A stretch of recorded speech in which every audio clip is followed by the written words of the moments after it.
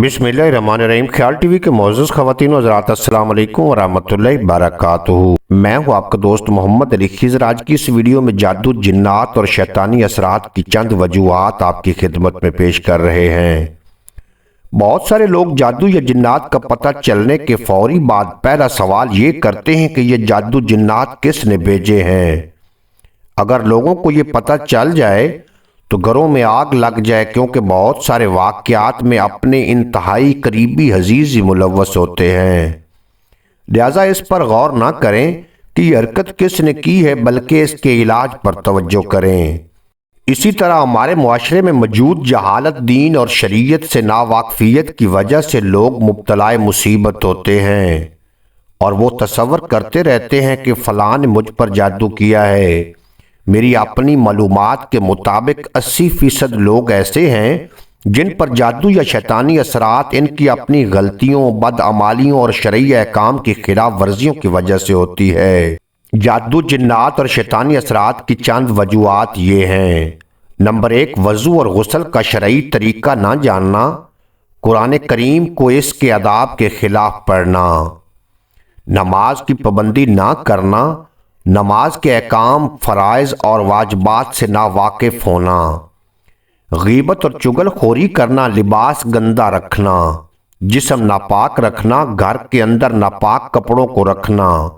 ख़ुसूसन ख़वातीन हैज़ो नफास वाले कपड़े इस्तेमाल करने के बाद देर तक घर में रखती हैं। सब घर वालों का एक ही कंघी इस्तेमाल करना। एक दूसरे का लिबास पहन लेना। झूठ बोलना। नंगे सर बैतुल खला में जाना। ख़वातीन का सर के बाल खुले रखना और नंगे सर घूमना। आबरू और भवें बनवाना। उलमाए कराम इसे हराम करार दे चुके हैं। उलमाए कराम ने इसे हराम करार दिया है और ऐसे करने वाली पर लानत की वईद आई है। नील पॉलिश का इस्तेमाल करना, इसमें हराम इज्जा होते हैं और इससे वज़ू और गुस्ल भी नहीं होता। अज़दवाजी ताल्लुकात में गैर फितरती तरीका अख्तियार करना और गैर शरई हरकत करना। ख़वातीन का घर से बाहर जाते हुए खुशबू, अतर और परफ्यूम लगाना। ऐसी औरत को हदीस में बदकारा और जानिया से तशबीह दी गई है। बैतुल खला में जाकर गुनगुनाना और गुफ्तगू करना। बेपर्दगी करना। सायादार दरख्त के नीचे पेशाब करना। किबले की तरफ मुंह या पीठ करके पेशाब करना। यतीम और बेवा का माल खाना, सूद खाना या खिलाना। रिश्वत देना या लेना। नाजायज मुनाफा खोरी। किसी बेगुनाह पर तोहमत और इल्ज़ाम लगाना। झूठी कसम खाना। कुरान की तिलावत करते वक्त खामोशी अख्तियार ना करना। ऊंधे मुंह यानी उल्टा लेटना, ये अहले जहन्नम का तरीका है। फजर के वक्त सोते रहना। कुरान को बेवजू हाथ लगाना। वालदैन की नाफरमानी करना। घर में कुत्ता पालना। शराब और नशा, जुआ खेलना। हराम ग़िज़ा खाना। गरीब का हक ना देना। ज़कात अदा ना करना। शिरक और बिदअत में मुब्तला हो जाना, यानी कुफार और मुशरिकीन की रसूमात में मुब्तला हो जाना। हमारे देहाती मुआशरे में शादी, ब्याह, मौत और दीगर मौक़ों पर बहुत सारी खराफात मौजूद हैं जो खालिस्तान हिंदवाना रसूमात हैं। इस तरह हामला ख़वातीन के बारे में बहुत कुछ कहा जाता है। ये तमाम अमूर जिन्नात, जादू और शैतानी असरात का रास्ता आसान कर देते हैं। अब अगर आप गौर फरमाएं तो आपको समझ आ जाएगी कि ये वो काम हैं जिनसे शरीयत ने मना किया है। जब भी किसी काम में शरई अहकाम की खिलाफ वर्जी होगी, उसी वक्त शैतान का रास्ता साफ हो जाएगा। जब रहमान की बजाय शैतान को दावत दी जाएगी, तब ही तबाही होगी। ज़रूरी नहीं कि ये तमाम खामियां मौजूद हों तो ही जादू होता है। इनमें से कोई एक हरकत भी तबाही का बायस बन सकती है। ताहम जिसको अल्लाह तौबा की तौफीक दे, वो वापस रहमत इलाही के दरिया में गोताज़न हो जाता है। ये वजूहात वो हैं जो हमारी बदअमालियों और शरई नाफरमानियों के नतीजे में वाक़ होती हैं। अब कुछ ऐसे लोग भी होते हैं जिन पर इनके रिश्तेदार, अजीज, जानने वाले किसी चीज़ का बदला लेने की या फिर बिला वजह नुकसान पहुंचाने के लिए भी कर देते हैं।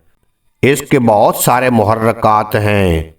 بعض اوقات جادو کرنے کے لیے کپڑا، کنگھی، بستر، کھانا، پانی، مٹھائی، مٹی استعمال کی جاتی ہے تو بعض اوقات بغیر کسی چیز کا سہارا لیے براہ راست شیطانی عمل کے ذریعے حملہ کیا جاتا ہے۔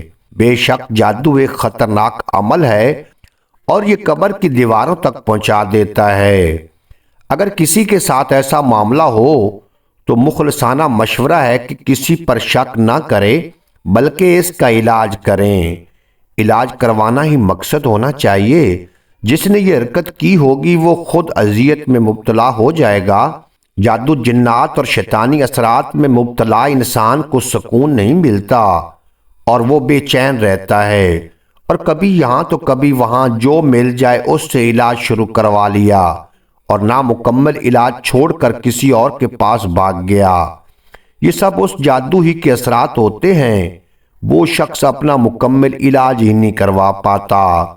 ایک درد مندانہ گزارش ہے کہ توبہ استغفار کریں اور مکمل علاج کروائیں۔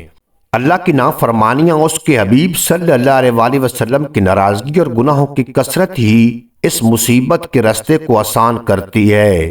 اللہ تعالی ہم سب کو شریعت مطہرہ کا پابند بنائے، ان مصیبتوں اور پریشانیوں سے نجات عطا کرے، دنیا کے غموں سے پاک کر دے اور غم مدینہ عطا کرے، بیمار کربلا کے صدقے سب کو شفا دے اور ہم سب کو ایک دوسرے کے لیے آسانیاں پیدا کرنے والا بنا دے، آمین۔